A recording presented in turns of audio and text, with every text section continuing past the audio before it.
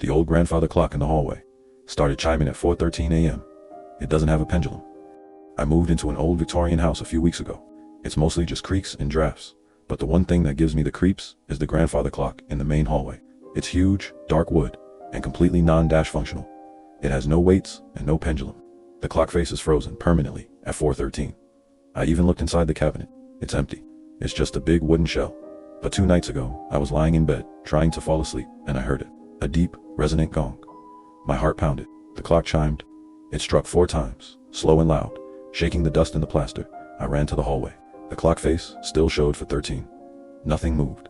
The room was silent, but the air felt heavy and cold, like stepping into a refrigerated vault. That I went back to bed, totally freaked out. But I told myself the house next door must have a loud clock. The next night, it happened again, exactly 4:13 a.m., for deep, booming chimes. This time, I was ready. I waited for the chime, and the second the sound faded, I checked my phone. It was for 13 on the dot. I knew the house next door didn't have a clock that could shake my walls. I grabbed a flashlight and went straight to the hall. As I reached the clock, the glass door of the cabinet was open just an inch. I swear I had closed and locked it the night before. I shined the light inside the empty cabinet. Nothing, just the dark, dusty wood.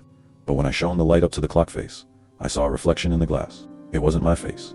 It was an old man's face, pale and drawn, staring back at me from the dark room behind me. I spun around. The hallway was empty.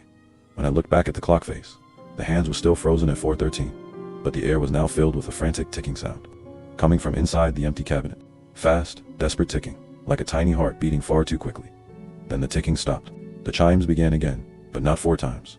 This time, the chime kept going, over and over, shaking the floorboards. I clamped my hands over my ears, but the sound was too loud. Finally, the booming stopped. A dry, rasping whisper came from the mouth of the cabinet. "Don't check the time, ever." I looked at the clock face again. The hands were still locked at 4:13, but the second hand was moving backward, 1 tick at a time. I grabbed the doorknob to leave, but the handle was gone.